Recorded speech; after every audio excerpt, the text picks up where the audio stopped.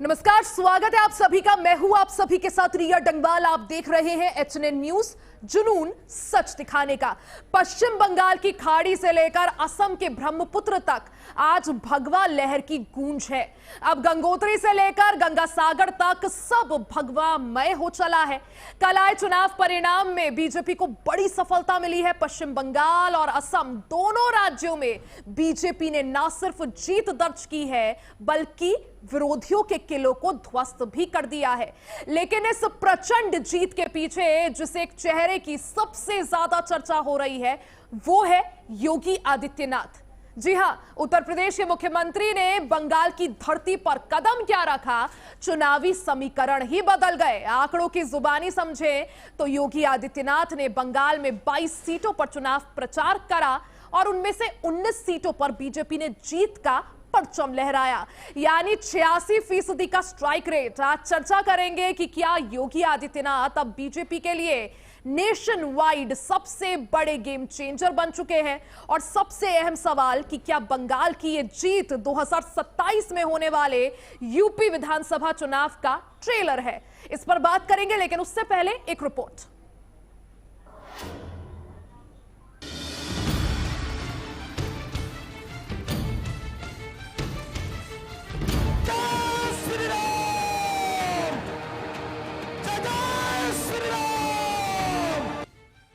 मजबूत नेतृत्व, हिंदुत्व का चेहरा और यूपी का मॉडल, ये सब मिलाकर बीजेपी का एक ऐसा योद्धा तैयार होता है जिस पर न सिर्फ बीजेपी विश्वास करती है बल्कि वो किसी भी प्रदेश के चुनावी माहौल को बदलने का दम रखता है।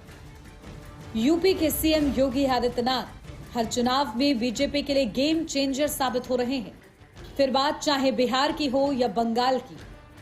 बंगाल में 4 मई को जब चुनाव के नतीजे सामने आए तो पूरा प्रदेश भगवा रंग में रंग गया। बीजेपी ने न केवल एक तरफा जीत दर्ज की बल्कि टीएमसी का गुरूर भी तोड़ दिया। बंगाल में बीजेपी की इस जीत में सीएम योगी आदित्यनाथ की भूमिका काफी अहम मानी जा रही है। याद करिए, एक और भारत की वैष्णव परंपरा की गौड़पादीय परंपरा को चैतन्य महाप्रभु के माध्यम से आगे बढ़ाने का कार्य, यहां से आगे बढ़ाने का कार्य हुआ। वहीं दूसरी ओर हम लोगों ने इस बात को भी देखा है कि कैसे इस पूरे क्षेत्र के सामने, जहां पर याद करिए एक समय भारत के सनातन की पहचान बनने वाला नवद्वीप, जिसने हमें पहचान दी, जिस बंगाल ने हमें पहचान दी थी, आज उस बंगाल के सामने स्वयं पहचान का संकट खड़ा हुआ है। बहनों और भाइयों, ये पहचान का संकट खड़ा करने वाले लोग कौन हैं? क्या हम इस बात को नहीं जानते?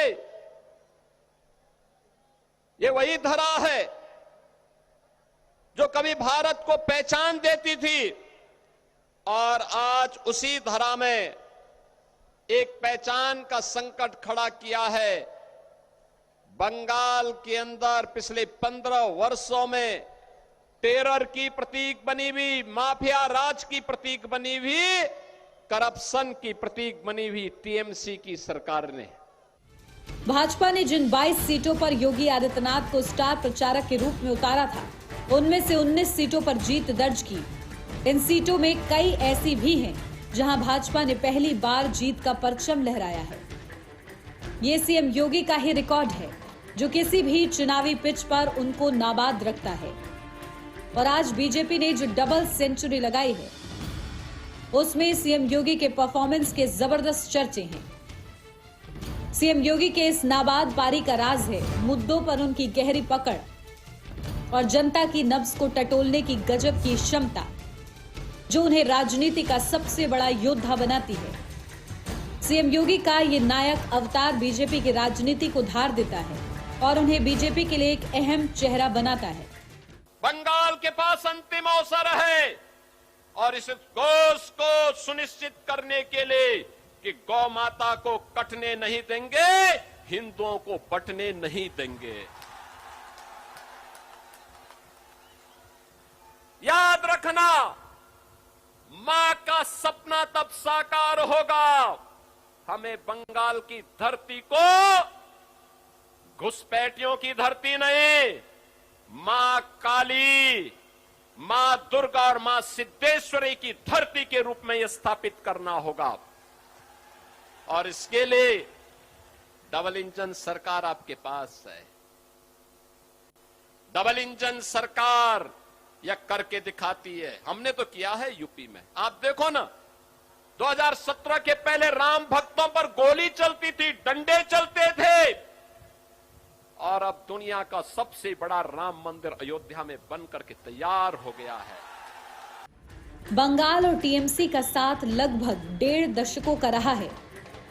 ऐसे में टीएमसी को हराना इतना भी आसान नहीं था, लेकिन सीएम योगी आदित्यनाथ के धुआंधार प्रचार और उनके भाषणों ने वो कर दिखाया जो बीजेपी बंगाल में पिछले कई सालों से करना चाह रही थी।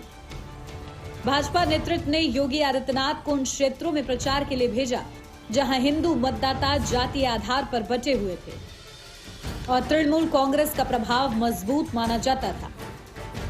योगी ने अपनी चुनावी सभाओं और रोड शो के दौरान हिंदुत्व के मुद्दे को प्रमुखता से उठाया।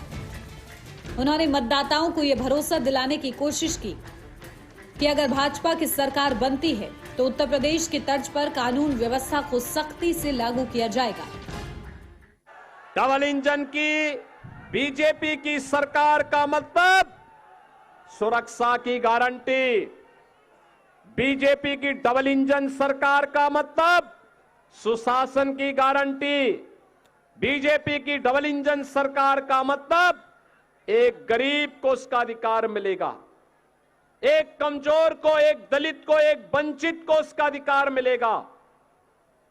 बीजेपी की डबल इंजन सरकार का मतलब महिलाओं को सुरक्षा और सम्मान मिलेगा, उन्हें स्वावलंबन का मार्ग प्रशस्त होगा। बीजेपी की डबल इंजन सरकार का मतलब बेहतरीन वर्ल्ड क्लास इंफ्रास्ट्रक्चर का विकास होगा। बीजेपी की डबल इंजन सरकार का मतलब भारत माता को मजबूती प्रदान करने का एक आधार मिलेगा।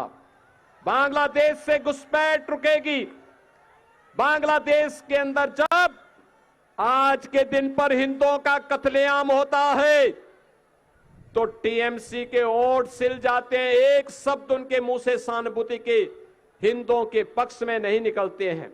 और इसलिए बहनों और भाइयों, हम सब आपको कहने के लिए आए हैं, ये वक्त है आपके पास, पहले चरण में भारी पैमाने पे मतदान करके बंगाल के नौजवानों ने, यहां की माताओं ने इस साबित किया है कि अब बंगाल के अंधकार को समाप्त करना है।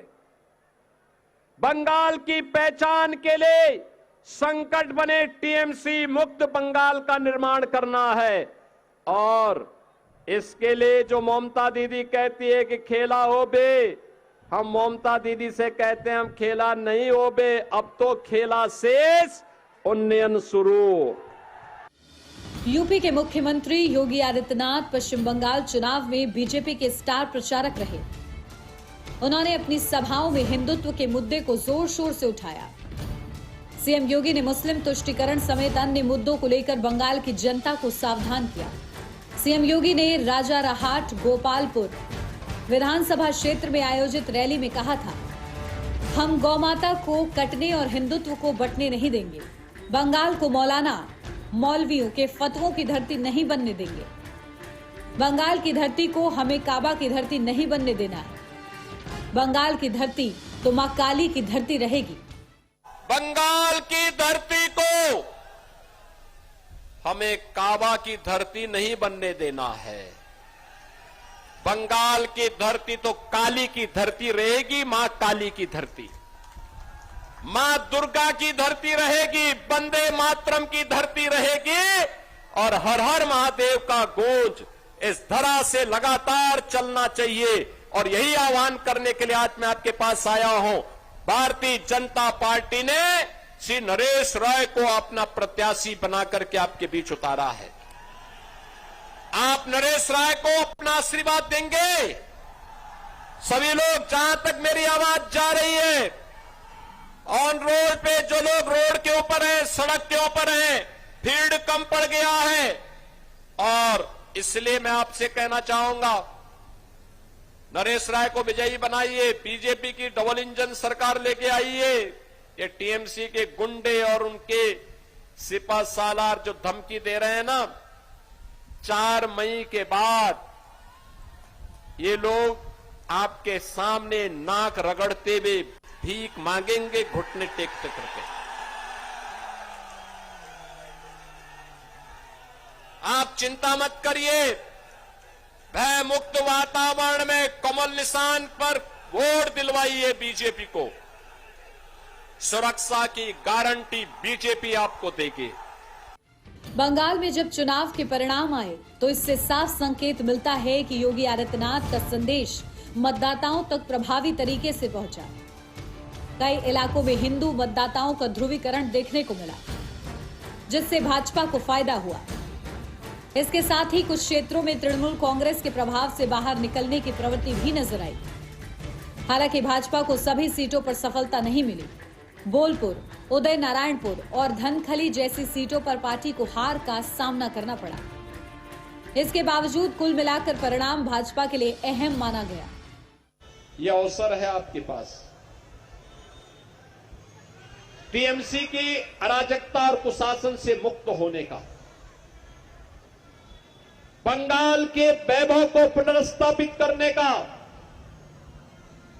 बंगाल के दिल में काबा नहीं, बंगाल के दिल में काली है, माता काली है, इसका एहसास कराने के लिए। बंगाल के नयनों में मां दुर्गा है, मां दुर्गा मदीना नहीं है, मां दुर्गा है। इसका एहसास कराने का समय आ गया है। और इसीलिए मैं कहता हूं, ये कांग्रेस, कम्युनिस्ट, टीएमसी, एसपी, इन सब ने प्रयास किया था अयोध्या में राम मंदिर रोकने का। डबल इंजन सरकार आई, क्या ये राम मंदिर बनने से रोक पाए? आज अयोध्या में भगवान राम का भव्य मंदिर का निर्माण हो गया है। उत्तर प्रदेश गुंडा मुक्त, माफिया मुक्त हो गया है। अब उत्तर प्रदेश में न कर्फ्यू है, न दंगा है, यूपी में सब चंगा है। एक्सप्रेसवे बन रहे हैं, एयरपोर्ट बन रहे हैं, गुंडा मुक्त, माफिया मुक्त। और अगर कोई माफिया सिर उठाता है, यूपी का बुलडोजर उसको सड़कों पर, एक्सप्रेसवे पर उसकी हड्डी पसली एक करता है। और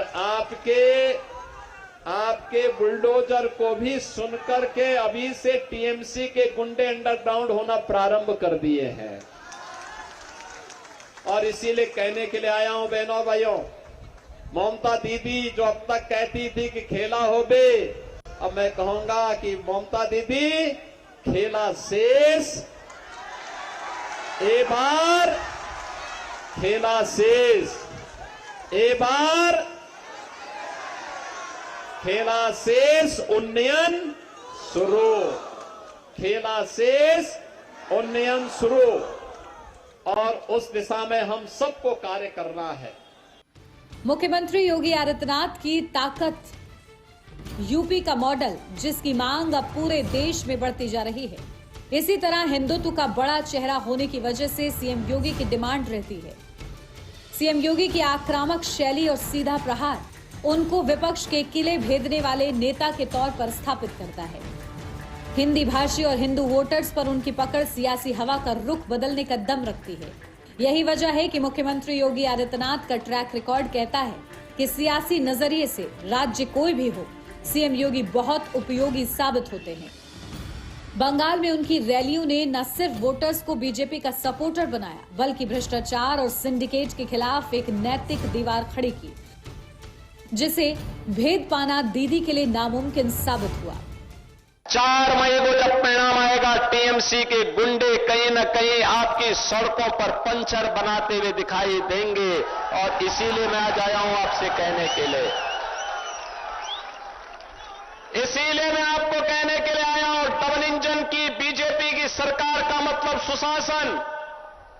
आपको शासन की योजना का मिलने वाली लाभ की गारंटी, आपका विकास, बेटी की सुरक्षा और व्यापारी की सुरक्षा भी, बंगाल के नौजवानों के लिए रोजगार की गारंटी, माताओं और बहनों के लिए स्वावलंबन की गारंटी, हमारे विरासत से जुड़े हुए मां काली के स्थान हो, बाबा तारकनाथ का स्थान हो, इनमें भव्य कॉरिडोर के विकास का मार्ग प्रशस्त करने की दिशा में बढ़ाए जाने वाले कदम है। ये डबल इंजन सरकार के द्वारा जो अभियान प्रारंभ होते हैं, डबल इंजन सरकार में जय श्री राम बोलने पर प्रतिबंध नहीं होता, हर हर महादेव को बोलने में प्रतिबंध नहीं होता, लेकिन सड़कों पर इफ्तारी की दावत बंद जरूर हो जाती है। आप देखो, टीएमसी तो एससी एसटी विरोधी भी है। पहली बार भारत की कोई बेटी जनजातीय समाज में जन्म लेने वाली कोई बहन भारत के सर्वोच्च संवैधानिक पद पर बैठी है। श्रीमती द्रौपदी मुर्मू जी भारत की महामहिम राष्ट्रपति है। हर भारतवासी उन पर गौरव की अनुभूति करता है, लेकिन जब वो बंगाल में आती है तो ममता दीदी प्रोटोकॉल का पालन नहीं करती, सम्मान नहीं देती है।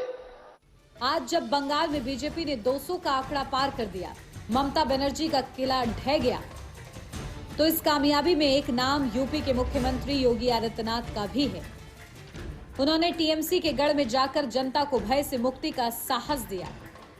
इससे ये साफ है कि सियासत के संग्राम में योगी सिर्फ एक प्रचारक नहीं, बल्कि बंगाल में आए इस महापरिवर्तन के एक सारथी बनकर उभरे हैं। और देखिए, पश्चिम बंगाल में जीत का परचम लहराने के बाद अब भारतीय जनता पार्टी का पूरा फोकस 2027 में होने वाले उत्तर प्रदेश विधानसभा चुनाव में है। लेकिन इस जीत को हकीकत में तब्दील करने के लिए मुख्यमंत्री योगी आदित्यनाथ कितना बड़ा एक्स फैक्टर साबित होंगे, ये भी आपको बताएंगे। लेकिन रुकेंगे यहाँ छोटे से ब्रेक के लिए, फौरन वापस आएंगे, बने रहे हमारे साथ।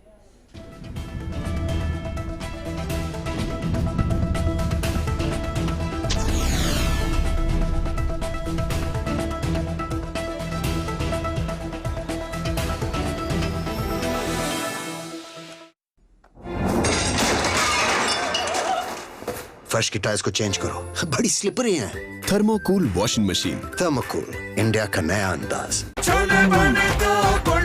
गोल्डी छोले मसाले, जहाँ जाएं रिश्ते बनाएं। गोल्डी लाए हैं फ्रेश लॉक टेक्नोलॉजी, जो रखे मसालों को हर समय फ्रेश। आइसक्रीम खाओगी? जंगल में आइसक्रीम मिलती है। समर कूल रेफ्रिजरेटर, आप अपनी ड्यूटी निभाओ, ये अपनी ड्यूटी निभाएगा। समर कूल, लाइफ बनाए वंडरफुल।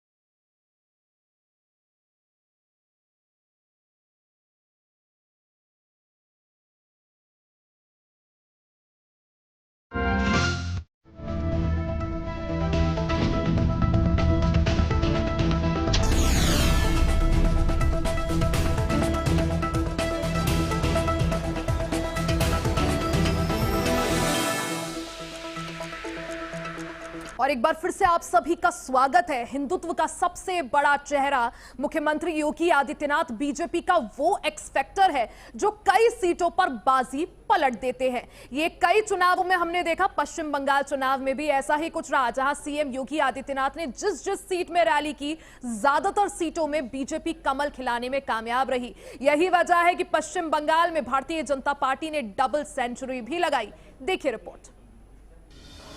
पश्चिम बंगाल में पहली बार बीजेपी की सरकार बनने जा रही है। भारतीय जनता पार्टी ने 2026 के विधानसभा चुनाव में ममता बनर्जी के नेतृत्व वाली टीएमसी को करारी शिकस्त दी है। बीजेपी ने बंगाल में दोहरा शतक लगाते हुए सभी रिकॉर्ड को तोड़ दिया है। बीजेपी ने 293 सीटों में से 206 सीटों पर जीत दर्ज की। वहीं ममता बनर्जी की पार्टी टीएमसी सिर्फ 81 सीटों पर सिमट गई। इस जीत का श्रेय सबसे ज्यादा यूपी के सीएम योगी आदित्यनाथ को दिया जा रहा है। उन्होंने चुनाव के दौरान बंगाल की जिन विधानसभा सीटों पर हुंकार भरी, वहां ज्यादातर पर भाजपा को जीत मिली। पश्चिम बंगाल में शुरुआत में तो सीएम योगी चुनाव प्रचार से दूर थे, लेकिन जब मैदान में उतरे तो खूब प्रचार किया। लेकिन जब उन्होंने कमान संभाली तो फिर कमाल ही कर दिया। एक के बाद एक ताबड़तोड़ रैलियां, जिससे न केवल चुनाव की हवा का रुख बदला, बल्कि टीएमसी को भी चारों खाने चित कर दिया। कि बहनों और भाइयों, हमें बंगाल की अस्मिता को बचाना है। बंगाल के अंदर जो वर्तमान में यहां पे कठमुल्लापन को बढ़ावा देने का कार्य हो रहा है, इसको रोकना होगा, हर हाल में रोकना होगा।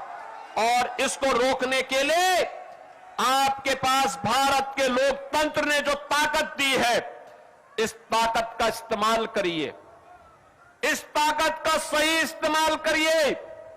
याद करिए, इसी बंगाल की धरा पर डॉक्टर श्यामा प्रसाद मुखर्जी का जन्म हुआ था और डॉक्टर श्यामा प्रसाद मुखर्जी ने आजाद भारत में एक नारा दिया था, एक देश में दो प्रधान, दो विधान, दो निशान नहीं चलेंगे, नहीं चलेंगे।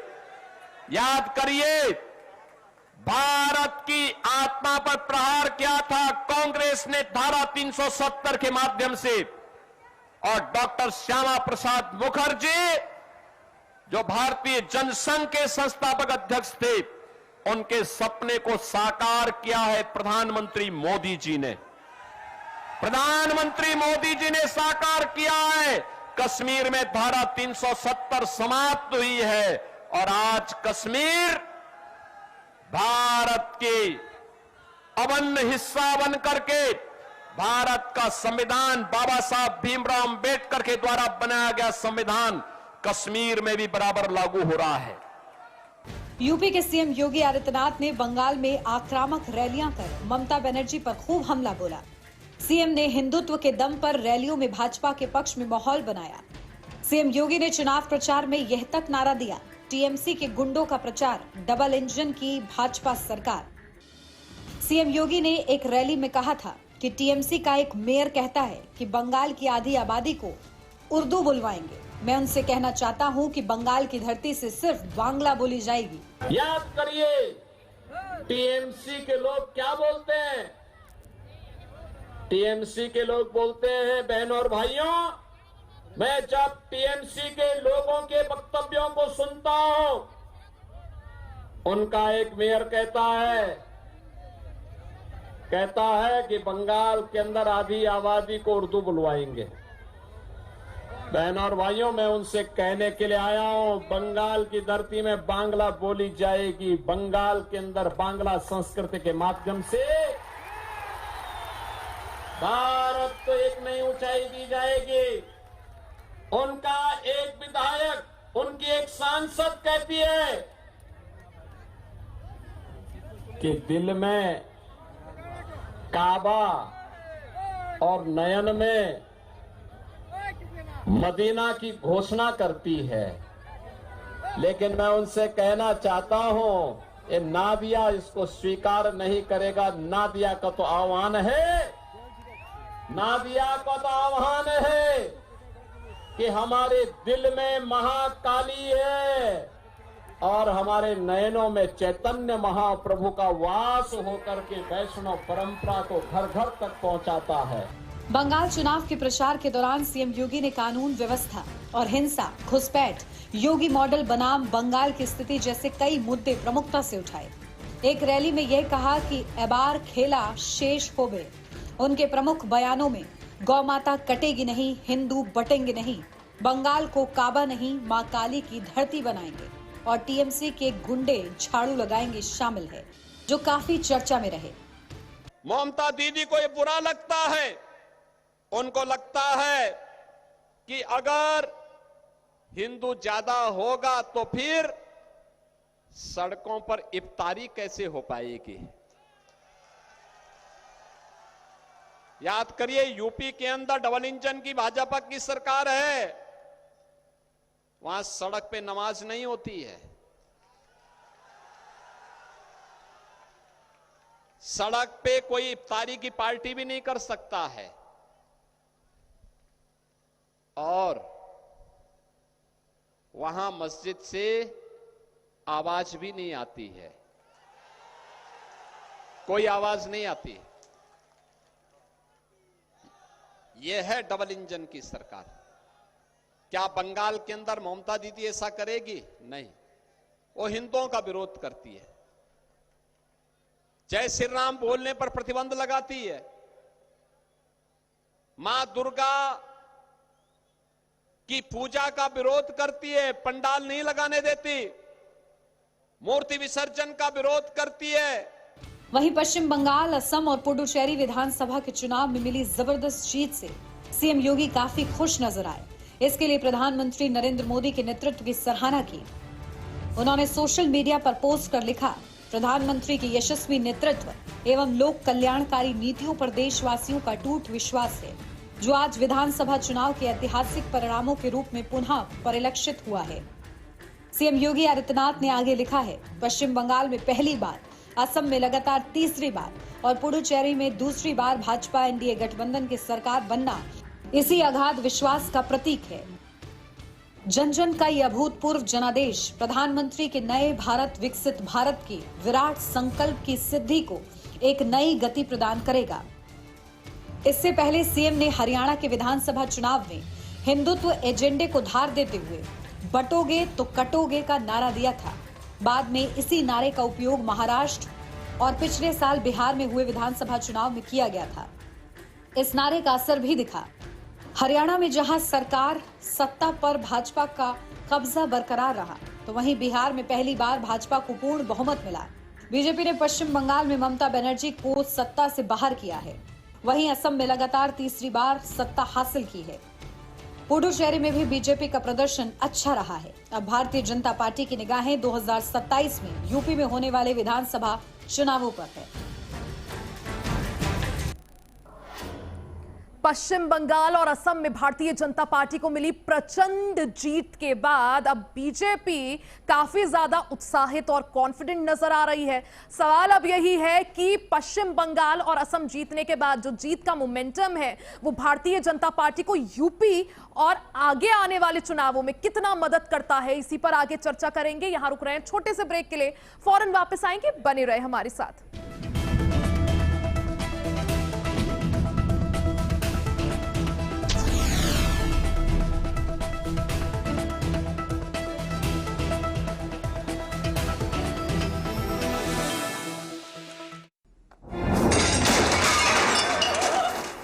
फर्श की टाइल्स को चेंज करो, बड़ी स्लिपरी हैं। थर्मोकूल वॉशिंग मशीन। थर्मोकूल, इंडिया का नया अंदाज। गोल्डी छोले मसाले, जहाँ जाए रिश्ते बनाए। गोल्डी लाए हैं फ्रेश लॉक टेक्नोलॉजी, जो रखे मसालों को हर समय फ्रेश। आइसक्रीम खाओगी? जंगल में आइसक्रीम मिलती है। समर कूल रेफ्रिजरेटर, आप अपनी ड्यूटी निभाओ, ये अपनी ड्यूटी निभाएगा। समर कूल, लाइफ बनाए वंडरफुल।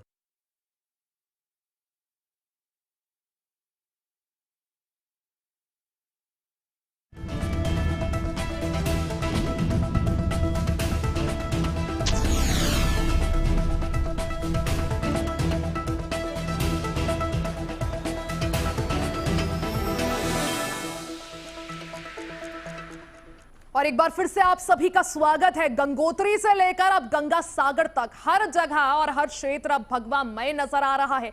जी हां, 4 मई को आए ऐतिहासिक परिणाम ने सभी को आश्चर्यचकित कर दिया, क्योंकि पश्चिम बंगाल हिंदी बेल्ट का एकमात्र ऐसा राज्य जहां कभी भी भारतीय जनता पार्टी कमल नहीं खिला पाई थी, वहां भी अब इतिहास बदल चुका है। 4 मई को आए परिणाम ने भारतीय जनता पार्टी को गदगद कर दिया है।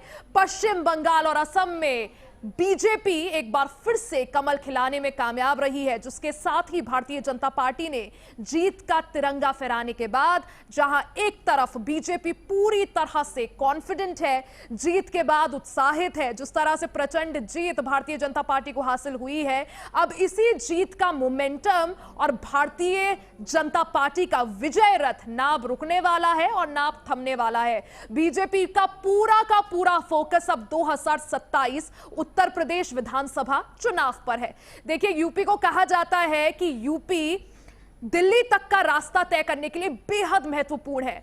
सूबे का सबसे बड़ा प्रदेश आप इसे कह सकते हैं, जनसंख्या के लिहाज से सबसे महत्वपूर्ण प्रदेश, और यहां बीजेपी की कोशिश होगी कि एक बार फिर से जीत हासिल की जा सके। इसी पर चर्चा करेंगे। हमारे साथ खास मेहमान हैं एडवोकेट अविनाश सिंह जी, राजनीतिक विश्लेषक हैं, और साथ में हमारे साथ भारतीय जनता पार्टी के प्रवक्ता कैप्टन आई सिंह भदौरिया जी हैं। सबसे पहले कैप्टन भदौरिया जी, आपके पास आना चाहूंगी। सर, आपको बहुत बहुत शुभकामनाएं। जिस तरह से भारतीय जनता पार्टी पश्चिम बंगाल जीतने में कामयाब रही, प्रचंड जीत इसे कहेंगे, डबल सेंचुरी आपने वहां लगाई, और इस जीत के वैसे तो कई फैक्टर्स हैं, लेकिन सबसे महत्वपूर्ण फैक्टर की अगर बात करें, हिंदुत्व और हिंदू वोटों का कंसोलिडेशन, जिसमें सीएम योगी आदित्यनाथ भी एक सबसे बड़ा महत्वपूर्ण किरदार रहे।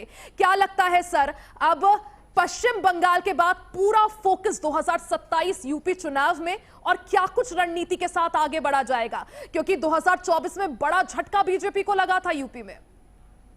निश्चित तौर पे आपको, आपके चैनल को और आपके सभी दर्शकों को मैं बहुत बहुत बंगाल, असम, पांडुचेरी की जीत की बधाई सबको देना चाहूंगा। और सबसे बड़ी बात है कि यहाँ जनता ने, देश की आम जनता ने, कुछ तो ऐसे हैं जो राजनीति से कोई सरोकार नहीं रखते, मगर वो इतना जरूर जानते हैं कि हमारा हित कहाँ पर है, हमारे विकास के, हमारे प्रति अच्छा कौन सोच सकता है, हमारे बच्चों की एजुकेशन, हमारे बच्चों के रोजगार कौन सोच सकता है। तो यही सब चीजें जनता ने दिमाग में रखी, ख्याल में रखी, और बड़े ही अपने एक भय का माहौल होते हुए भी अपने आप को इतनी हिम्मत जुटाई और खुल के सब सामने आए। कि बंगाल का तो आपने देखा ही है कि 3 चुनाव यहाँ हुए, तो तीनों चुनाव में कभी ऐसा नहीं रहा कि जहां बड़ी संख्या में हिंसा नहीं हुई हो। पहली बार सुरक्षा बलों ने, मैं सुरक्षा बलों को भी बहुत बहुत बधाई दे चुका हूं, फिर एक बार आपके चैनल के माध्यम देना चाहूंगा कि सुरक्षा बल हो चाहे चुनाव आयोग हो, सभी ने बहुत मेहनत करी, बड़ी मेहनत का परिचय दिया, और रातों दिन उन्होंने, हाँ, वो जो जितनी जो मेहनत करी, बड़ी ईमानदारी के साथ अपना फर्ज और अपना कर्तव्य जो निभाया, उसी के वजह से बंगाल की जनता ने वोट कर सके। नहीं तो जनता को वोट कहाँ करने दिया जाता था, उन्हें तो घरों में बंद कर दिया जाता था, भगा दिया जाता था। क्योंकि हम भी वहां बंगाल में करीब 15 दिन हमने निकाले, तो जनता यही कहती थी कि पहली बार है जो हम वोट डालेंगे, नहीं तो हमारा वोट कोई और डालता था, हमें तो घर से बाहर जाने ही नहीं दिया जाता था। तो ये सब चीजें देखते हुए अब की बार जनता ने वहां वोट किया, और सत्यता यह है कि हम पहले भी 2 बार, ममता बनर्जी सिर्फ एक बार, पहली बार में जीत जरूर जीती है जनता के वोट से। बाकी 2 चुनाव ममता बनर्जी जनता के वोट से नहीं जीती है, गुंडा तंत्र से जीती है। वो अब की बार में उनका नहीं चला, तो देख लिए आप ही कितनी बुरी तरह से हारी है। सामने है, आपके सामने सब कुछ, देश देख रहा है, देश जान रहा है। बिल्कुल तो सर, हारी जरूर है, लेकिन हार मानी नहीं है। ममता बनर्जी ने कुछ देर पहले ही प्रेस कॉन्फ्रेंस कर साफ कहा था कि मैं इस्तीफा नहीं दूंगी। हमारे साथ एडवोकेट अविनाश सिंह जी भी हैं। अविनाश जी, देखिए, वैसे तो कई सारे फैक्टर्स बीजेपी के लिए बंगाल में काम किए, लेकिन जब बात यूपी की करें, क्योंकि पश्चिम बंगाल और असम जीतने के बाद अब बीजेपी का पूरा फोकस 2027 यूपी चुनाव में है। सर, आपको क्या लगता है, क्योंकि 2024 के परिणाम हमने देखे, किस तरह से बीजेपी ओवर कॉन्फिडेंट थी और उसी का खामियाजा बीजेपी को भुगतना पड़ा। अखिलेश यादव का पीडीए बहुत सटीक साबित हुआ, अलग अलग जो हिंदू वोट बैंक बटा, और पिछड़ा, दलित, अल्पसंख्यक का साथ जो अखिलेश यादव को मिला। आपको लगता है 2027 में भी यूपी में योगी की हैट्रिक की राह मुश्किल कर सकता है? ऊपर नहीं आ रहा, तो ये कैसे लिया मैंने? अविनाशी, आवाज मिल पा रही है सर आपको? आपकी आवाज तो आ रही है, उनको बोलिए कि अपने आप को म्यूट पे रखें, बीजेपी प्रवक्ता। जी जी, captain Bhadauria ji, sir request है आपसे, अगर पॉसिबल हो सके तो आप म्यूट कर दीजिए। रिया जी को नमस्कार, सभी को जी जय सर, श्री राम। नमस्कार सर। रिया मैम, आपने जो सवाल पूछा उसी में आपका जवाब भी था। जो पीडीए का जो गठन हुआ या पीडीए की जो राजनीति हुई और या जातों में बांटने की राजनीति हुई, उसका सिर्फ दो ही आधार था। एक तो आधार था कि जब भाजपा 400 पार का जब नारा देने लगी तो उन्होंने कहा कि संविधान बदल देंगे, तो वो उसका आधार बना, जो कि झूठ साबित हुआ। और दूसरा आधार था, भाजपा को केवल एक ही पार्टी हरा सकती है, खुद भाजपा। आपको ये समझदारी रखनी होगी और आपके श्रोताओं को मैं बताना चाहूंगा कि योगी जी के पास अब ये बैलेंस बना के चलना मुश्किल हो रहा है। क्या वो एक योगी हैं?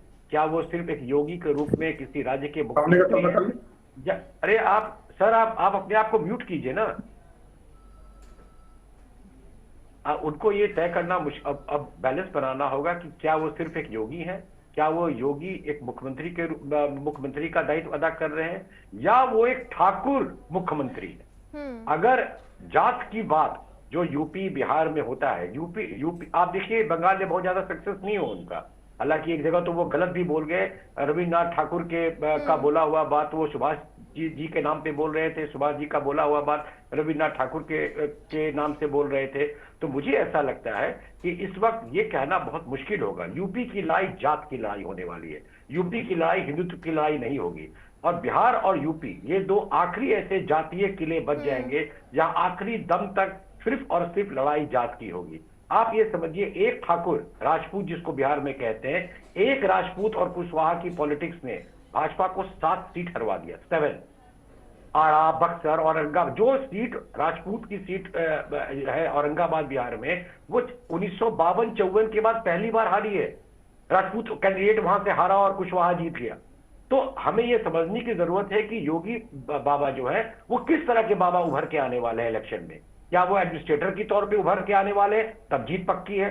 क्या वो लॉ एंड ऑर्डर के बाबा उभर के आने वाले हैं, जीत पक्की है। पर अगर वो ठाकुर या राजपूत नेता उभर के आने वाले हैं तो बिल्कुल जीत आसान नहीं होगी। अगर वो इस तरह के नेता उभर के आने वाले हैं जो दिल्ली को चैलेंज कर रहा है, अमित शाह को चैलेंज कर रहा है, योगी की नहीं सुनता है, तो वो बिल्कुल नहीं जीत पाएंगे। जो 2024 में हुआ वो फिर अखिलेश नहीं करके दिखाएंगे, यूपी की जनता करके दिखाएंगे। बिल्कुल। और क्योंकि हमारे साथ समाजवादी पार्टी से प्रवक्ता निखिल खत्री जी भी जुड़ गए हैं। निखिल जी, बहुत बहुत स्वागत है सर HNN न्यूज पर। निखिल जी, आज से 4 महीने पहले तक की अगर बात करूं, अगर हम ये बोले कि यूपी के बाद, माफी चाहूंगी, जिस तरह से पश्चिम बंगाल है वहां कमल खिलेगा, वो एक सपना लगता था। इम्पॉसिबल को पॉसिबल कर दिखाया है भारतीय जनता पार्टी ने। पश्चिम बंगाल में प्रचंड जीत, असम में प्रचंड जीत। जाहिर सी बात है बीजेपी का कॉन्फिडेंस और बीजेपी के कार्यकर्ताओं का कॉन्फिडेंस अपने चरम पर है। क्या लगता है सर आपको, जिस तरह से जो जीत का मोमेंटम मिला है और वो जो बीजेपी को 27 में फायदा देगा, समाजवादी पार्टी में क्या इस वक्त डर का माहौल, खौफ का माहौल? सबसे पहले रिया जी, आपको, सभी पैनलिस्ट को, सभी व्यूअर्स को मेरा नमस्कार। सबसे पहले अगर आप बात अगर जीत की कर रहे हैं तो बात अगर स्पष्टीकरण के साथ साथ सच्चाई की बात कर लेनी चाहिए। सच्चाई की ये बात होनी चाहिए कि कैसे ये कोई जीत नहीं थी भारतीय जनता पार्टी की। अगर आप ये बात बोलते कि उन्हें जितवाया गया था तो ज्यादा अच्छा लगता। ये तो हमने साफ तौर पर भी देखा कि कैसे उनको जितवाया गया है। ED, CBI, CAPF, paramilitary forces जो वहां पर तैनात थी, जिन्होंने चुनाव में उनकी मदद की, पूरे एडमिनिस्ट्रेशन ने मदद की, तो उनको जितवाया गया है। इसमें भारतीय जनता पार्टी कोई जीत नहीं है। उसको हम बंगाल की बात है बंगाल पे छोड़ दी जानी चाहिए। अगर हम उत्तर प्रदेश की बात करें तो हमें एक बात साफ तौर पर भारतीय जनता पार्टी प्रवक्ता बैठे हैं, मैं मात्र आपकी 1 मिनट लूंगा। मैं तो इनसे पूछना चाह रहा हूं कि सबसे पहले तो प्रदेश में ऐसे पता लगता है कि कौन सी पार्टी की स्टेबिलिटी क्या है, कि लास्ट चुनाव कैसा रहा हो। ये तो लास्ट चुनाव के बारे में 24 का लास्ट चुनाव था। उसके बाद मैं तो इनको साफ तौर बोलता हूँ कि अब आप प्रदेश में नंबर 2 पर है, नंबर 1 पर आप नहीं है। वो क्यों नहीं है? समाजवादी पार्टी ने 37 सीटें निकाली थी और इंडी गठबंधन ने 43 निकाली थी। अगर 37 सीटों की बात करें तो भारतीय जनता पार्टी को घटक दलों की सीटें मिलाकर फिर भी 37 सीटें नहीं हो पाती है। तो ये कहां नंबर 1 है? ये तो मैं समझता हूँ कि जनता ने इनको बहुत अच्छा जवाब दिया है। और दूसरी बात, जहां भारतीय जनता पार्टी उत्तर प्रदेश में आने की सोच रही है, तो भारतीय जनता पार्टी के सबसे बड़े ड्रॉबैक्स मैं आपको बता देता हूं। हालांकि मुझे बात नहीं बतानी चाहिए कि ये पार्टी हमेशा सेंट्रलाइज्ड कैंपेन करती है, कोई धरातल मुद्दे उठाते नहीं है। सिर्फ इनके बड़े नेता आते हैं दिल्ली से, वो कैंपेन करके चले जाते हैं। और जहां समाजवादी पार्टी की बात करते हैं हम ग्राउंड लेवल मोबिलाइजेशन करते हैं, हम बूथ मैनेजमेंट करते हैं, और सारे युवा हमारे बेरोजगार साथी और जो रोजगार साथी जो कुछ हैं वो भी भारतीय जनता पार्टी से पूछ रहे हैं कि बीजेपी ने अभी तक 9 साल में उत्तर प्रदेश में दिया क्या है। जॉब क्रिएशन के नाम पर ये जुमलेबाजी देते हैं, हाईली स्टेट में हाईली अनएम्प्लॉयमेंट है, स्मॉल बिजनेस बंद हो चुके हैं जब से डिमोनेटाइजेशन एंड जीएसटी। यानी आप कहना चाह रहे हैं कई सारे ऐसे मुद्दे हैं जो भारतीय जनता पार्टी के फेवर में काम नहीं करेंगे। नहीं, मैं रिया जी मैं खाली 10 सेकंड लूंगा, इसके बाद हम इन्फ्लेशन आ जाते हैं। इन्फ्लेशन भारतीय जनता पार्टी इस पर भी नहीं बोल पाती क्योंकि उन्हें पता है कि इन्फ्लेशन के बारे में अगर कुछ बोलेंगे तो इस समय महंगाई क्या है। दूसरी बात, एमएसपी गारंटी रिजोल्व नहीं हो पाई है, अभी तक अनरिजोल्व है। जो 2020 में काले कानून आया था अभी तक एमएसपी नहीं मिल पाई है। तो हमें ये बात करनी चाहिए। और भारतीय जनता पार्टी हर चीजों को दर्शाती है और ये कितना डर चुकी है चुनाव से। सबसे बड़ी डरपोक पार्टी तो हम इसे बोलते हैं। बताइए, पंचायत चुनाव टलवा दिए, पंचायत चुनाव को कहां से कहां पहुंचवा दिया। बताइए, पंचायत चुनाव नहीं करवा पा रहे हैं, ये हार की भोखलाट नहीं है तो और क्या है। हम तो इसे पुण्य आवाज है, अगर आप जीत रहे हैं तो आप पंचायत चुनाव कराइए, पर कहीं ना कहीं इनकी हार की भोखलाट इनको सोने नहीं देती है, इनको तनहा कर देती है। जीत की पुकार जो ये नहीं सुन पाएंगे उत्तर प्रदेश में। तो बात एक चीज पर होनी चाहिए, अगर आप बंगाल में अगर आप किसी तरीके से ऐसा डलवा के जो भी हथकंडे अपना कर आप अपनी जीत लेकर तो उत्तर प्रदेश मत सोचिए। चलिए, अब पश्चिम बंगाल बीजेपी जीती है या जितवाया गया है वो तो नहीं पता, लेकिन बहरहाल जो जनादेश है डबल सेंचुरी पश्चिम बंगाल में बीजेपी लगा चुकी है। लेकिन एडवोकेट अविनाश सिंह जी, सर जिस तरह से निखिल खत्री जी ने भी कहा कि पश्चिम बंगाल में परिस्थितियां अलग थी, पश्चिम बंगाल के मुद्दे अलग थे, यूपी बिल्कुल अलग है, उत्तर प्रदेश की परिस्थितियां बिल्कुल अलग है। अविनाश जी मानते हैं, अविनाश जी क्या आपको भी ये लगता है जिस तरह से निखिल खत्री जी ने कहा कि पश्चिम बंगाल का इंपैक्ट यूपी में नजर नहीं आएगा? जी, उनका ये सोचना मुझे नहीं लगता कि वो बहुत सही है, क्योंकि पश्चिम बंगाल भी हिंदुस्तान का हिस्सा है और यूपी भी हिंदुस्तान का हिस्सा है। पता नहीं क्या सोच थी उनकी जब वो ये कह रहे बाकी है दिल्ली से लोग आते हैं। मुझे लगता है कि उनको पता होगा कि नोएडा और दिल्ली तो बॉर्डर शेयर करता है, तो कहीं वो अमेरिका से तो आते नहीं है। ये बहुत ही पुअर बात है। तो आप मुद्दे बताइए ना, क्या भारतीय जनता पार्टी के सेंटर में और उत्तर प्रदेश राज्य की सरकार में उनकी लागबाग नहीं है? क्या उनकी लागबाग नहीं है? क्या आपको ये पता नहीं है? आप भारतीय जनता पार्टी तो आप इस बारे में बोल रहे हैं। गए हो आप गंगा एक्सप्रेसवे पे गए हो? आप गए हैं? आप आराम से रहो, आप आराम से रहो, खत्री जी आराम से रहो। आपको तो पता भी कितने किलोमीटर का वो, कितने किलोमीटर बताइए आप मुझे, पूरे कितने किलोमीटर बताए आप बताइए। 564 इनको पता ही नहीं कितने किलोमीटर का बताइए। गूगल कर ले गूगल खत्री, तो खत्री कर ले गूगल थोड़े लहजे में जो बोलेगा तो तू बीच में बोलेगा तो तुझे बोलने नहीं दूंगा। तू बोला है खत्री, ओ छतरी, ऐसे आदमी हो तुम, ओ छतरी, छोटा छतरी चुप, छोटा छतरी चुप। चाटा देखा चाटा। सर मारूंगा मैं निखिल खत्री जी, Avinash Singh ji, sir please, sir थोड़ा मारूंगा तो मैं ही तुझे।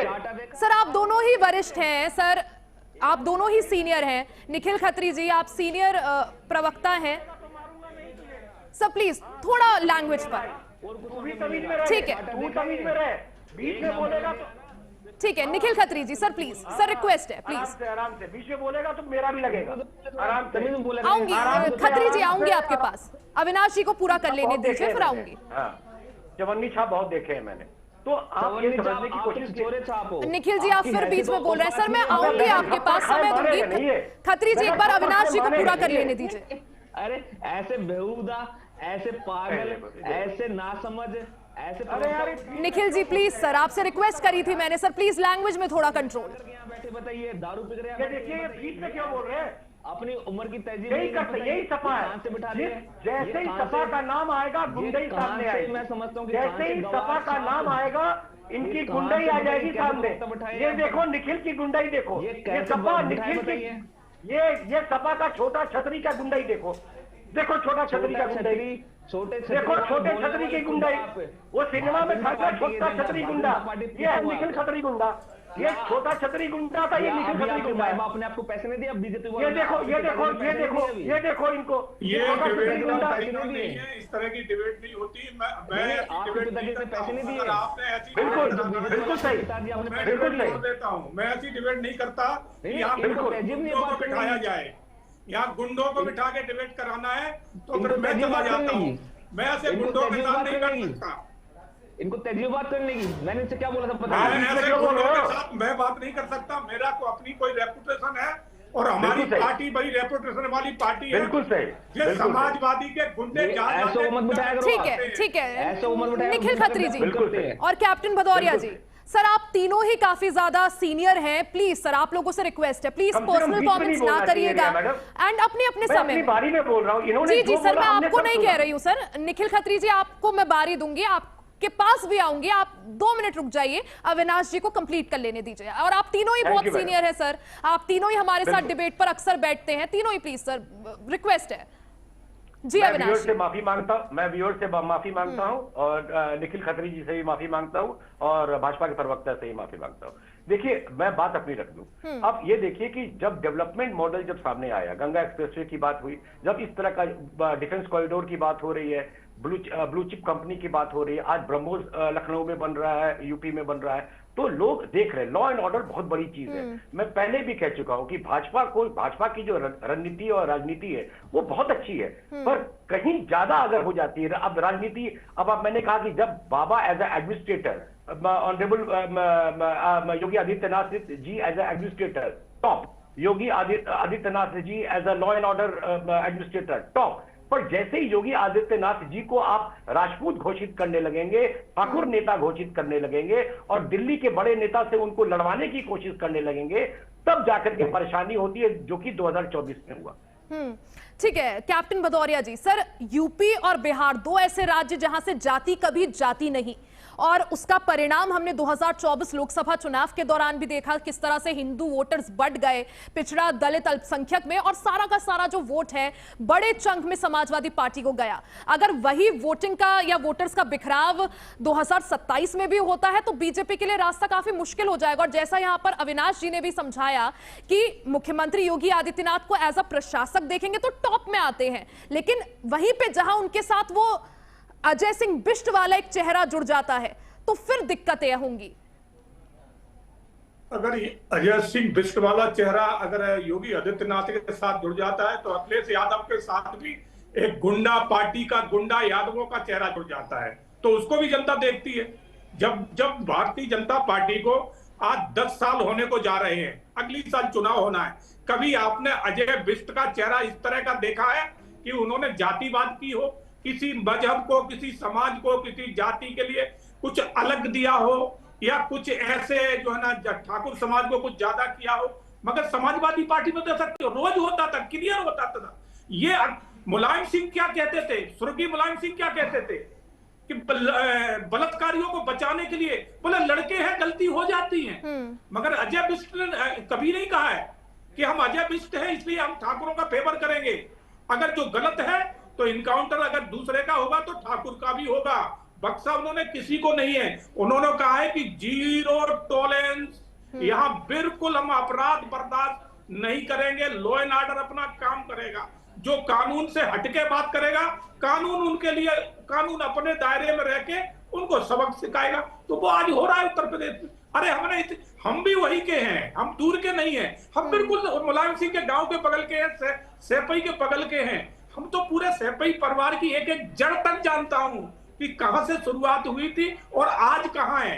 तो हमसे तो कोई है कहे ही नहीं कि इनके बारे में आप क्या है क्या नहीं। हमसे ज्यादा कोई भी, शायद इनके प्रवक्ता हैं वो भी नहीं जानते होंगे जितना मैं जानता हूं इस परिवार को। चलो मैं आज ये हमारा मुद्दा नहीं है, आज मुद्दा हमारा ये है कि हम जैसे हम बंगाल में विकास के नाम पे चुनाव लड़े हैं, असम में विकास के नाम पे चुनाव लड़े हैं, और सबसे बड़ी राष्ट्रवाद के चुनाव पे लड़े हैं। हम राष्ट्र को लेके बात करते हैं, हम हिंदुत्व को लेके बात करते हैं, हम किसी जाति विशेष को लेके बात नहीं करते।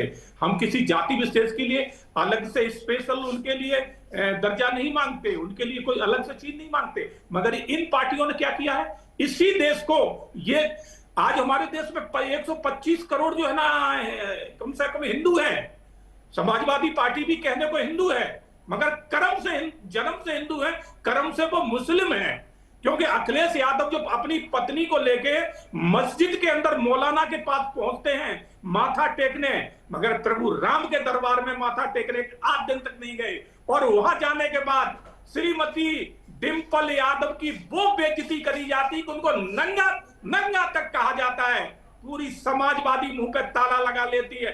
और तो और बिल्कुल झूठ बोल रहे हैं, और तो और बिल्कुल आपकी बीच में ना बोले, बीच में ना बोले, मैं ऐसे वर्ड्स मत बोलिए, बीच में ना बोले, मत बोलिए, ये गुंडे अपने पास रखना, ये अपनी गंदी राजनीति मत चमकाइए यहाँ पर। एक एक करके खत्री जी आ रही हूँ मैं, जस्ट इसके बाद आपके पास आ रही हूँ। खत्री जी चुप कराइए, चुप कराइए गुंडे को। गुंडे नहीं, गुंडों को ठीक करने वाले हम। कैप्टन भदौरिया जी, कैप्टन भदौरिया जी, बोल दिया मैंने निखिल खत्री जी को। यहाँ पर ऐसे वर्ड सर पर्सनल कमेंट्स नहीं सर प्लीज। दोनों भारतीय जनता पार्टी पिट्ठू है, ये दोनों पिट्ठू भारतीय पार्टी, ये पैसों के लिए अब बैठते टीवी पर। सर मैं इतनी बार जिक्र कर चुकी हूँ, ये ऐसे वर्ड बोलेंगे। छोटा छत्री जो कैसे बैठ बिठा रखे बताइए, मैं समझ नहीं पा रहा हूँ। बताओ आप बीच में बोलेंगे, आप बीच में बोलेंगे तो आपका नाम छोटा छत्री। आप बीच में बोलेंगे तो आपका नाम छोटा छत्री। अगर आप बीच में बोलेंगे तो आपका नाम छोटा छत्री। बताइए ऐसे मैं मेरी बहुत चैनल है, मैं उम्मीद कैप्टन भदौरिया जी, कैप्टन भदौरिया जी, ठीक है सर, ठीक है सर, एक सेकंड जवाब ले लेती हूँ। नहीं सर ऐसे डिबेट नहीं चल पाएगी सर, प्लीज आप सभी से रिक्वेस्ट है, खत्री जी और कैप्टन भदौरिया जी, सर समय की कमी है सर, एक एक करके प्लीज। खत्री जी मैं आ रही हूँ आपके पास, एक बार कैप्टन जी आप फाइनल कमेंट दे दीजिए, फिर मैं खत्री जी के पास जाऊँ। मैं दोबारा यही कहना चाहूंगा, अगर ऐसे लोगों को बुलाओ तो मुझे मत बुलाइए, और दोबारा अगर मेरे को आपने बुलाया और इनको बैठा देखिए, नाराज मत हुई captain Bhadauria ji sir please. मुझे बुलाइए, मुझे हमेशा बुलाइए, मैं ऐसे ही याद करूंगा। हाँ मुझे बुलाइए, मुझे कोई दिक्कत नहीं है। ठीक है कैप्टन, ठीक है अविनाश जी, कैप्टन जी एक सेकंड, ठीक है निखिल खत्री जी अब आप बोलिए। एंड सर सवाल यही, जहां एक तरफ यूपी प्लस योगी, बहुत उपयोगी पहले ही पीएम मोदी कह चुके हैं, कल भी जब जीत का जश्न मनाने के लिए पीएम मोदी बीजेपी हेडक्वार्टर पहुंचे, उन्होंने वहां से भी कहा कि जो महिला विरोधी सोच समाजवादी पार्टी की रही है, अन्य दलों की रही है, उसका परिणाम जो है उन्हें मिला है। सर आपको क्या लगता है, एक तरफ सीएम योगी का सुशासन मॉडल, लॉ एंड ऑर्डर का मॉडल, बुलडोजर मॉडल, दूसरी तरफ विकास का मॉडल, और फिर उनकी वो हिंदुत्ववादी छवि, इस सबसे कैसे कंपीट करेगी समाजवादी पार्टी? जल्दी से सर। नहीं, सबसे पहले रिया जी, एसएन का बहुत प्रतिष्ठावान चैनल है और हम समय समय पर इस पर बैठते हैं। अभी आयसिन भदौरिया बहुत वरिष्ठ प्रवक्ता है, मैं इनका बहुत सम्मान करता हूं, पर जिन्होंने जैसे भी वर्ड्स बोले, इनको ऐसे वर्ड्स यहाँ पर नहीं बोलने चाहिए। अरे जब मैं तुम्हारे बीच में नहीं बोल रहा था, तुम क्यों बीच में बोले? मेरी बात तो सुनिए, मेरी बात सुनिए, तो आप मेरा खून करेंगे, आप मेरा खून करेंगे। निखिल जी अगर आपको बुरा लगा मैं माफी मांग लेती हूँ कैप्टन भदौरिया जी की तरफ से, सर लेकिन ऐसे डिबेट नहीं हो पाएगी। कैप्टन साहब बोलने दीजिए, चुप हो जाइए। ठीक है, आप तीनों का ही बहुत बहुत शुक्रिया हमारे साथ जुड़ने के लिए, समय देने के लिए। देखिए पश्चिम बंगाल की खाड़ी से लेकर असम के ब्रह्मपुत्र तक जिस तरह से अब सब जगह और सारे क्षेत्र भगवामय हो चले हैं, भारतीय जनता पार्टी को असम और पश्चिम बंगाल में प्रचंड जीत मिली। अब सवाल यही है कि पश्चिम बंगाल और असम में किला फतेह करने के बाद जो जीत का मोमेंटम है वो यूपी में कितना ज्यादा कारगर साबित होगा, ये तो आने वाला वक्त बताएगा। उत्तर प्रदेश में चुनाव में अभी 10 से 11 महीने हैं और तमाम राजनीतिक दलों ने अभी से अपनी कमर कस ली है। इसी के साथ आज के इस बुलेटिन में फिलहाल के लिए बस इतना ही। बने रहे हमारे साथ, देखते रहे HNN न्यूज, जुनून सच दिखाने का।